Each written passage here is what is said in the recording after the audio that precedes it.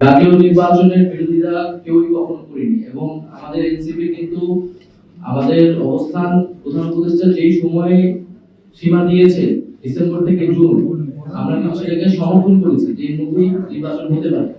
তবে নির্বাচনের জন্য আমরা বিচার এবং সংস্কারের কথা বলেছি এবং নির্বাচনটা গণপরিষদ নির্বাচন একই সাথে করা যায়, করতে হবে সেই কথাটা আমরা বলেছি নতুন সংবিধানের জন্য।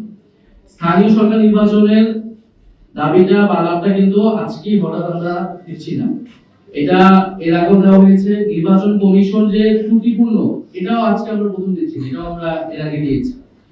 মানে আমরা নতুন কোনো কথাই বলছি না, বরং উদ্ভূত যে পরিস্থিতি সেই পরিস্থিতির একটা সমাধান হিসেবে একটা রাজনৈতিক দল হিসেবে আমাদের দায়িত্ব কর্তব্য এই সময়ে বক্তব্য রাখা এবং কর্মসূচি নিয়ে জনগণের ভিতরে হাজির হওয়া। আমরা আমাদের দায়িত্বটা কেবল পালন করছি।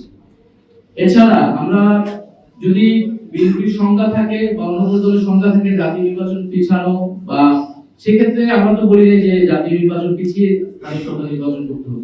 প্রয়োজনে গণপরিষদ নির্বাচন ও জাতীয় নির্বাচনের তারিখ ঘোষণা হয়ে যায়, তারিখ ঘোষণা হয়ে সবাইকে আশ্বস্ত করে তার আগে স্থানীয় সরকার নির্বাচন দিতে আমাদের সে বিষয়ে কোনো আপত্তি নেই। কিন্তু এখন যে সারা দেশের নাগরিকরা সেবা পাচ্ছে না এবং এই অবৈধ নির্বাচনগুলোর প্রার্থীরা আদালতে দৌড়াদৌড়ি করছে নিজেদের একটু ক্ষমতার লোভে, একটু পদের লোভে, এগুলো একটা সংকটময় পরিস্থিতি তৈরি করেছে।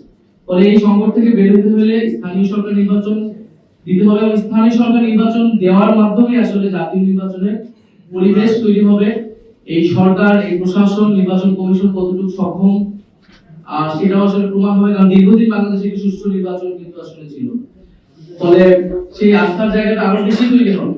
সেই জায়গা থেকে আমরা বলছি যে এই সময় জাতীয় নির্বাচন এবং গণপরিষদ নির্বাচনের জন্য দেওয়া হয়েছে সেই সময়সীমাকে মাথায় রেখে আমরা বলছি যে আগে স্থানীয় সরকার নির্বাচনটি হতে পারে এবং তার জন্য অবশ্যই যে নির্বাচন কমিশন আছে সেই নির্বাচন কমিশনকে পুনর্গঠন করতে হবে।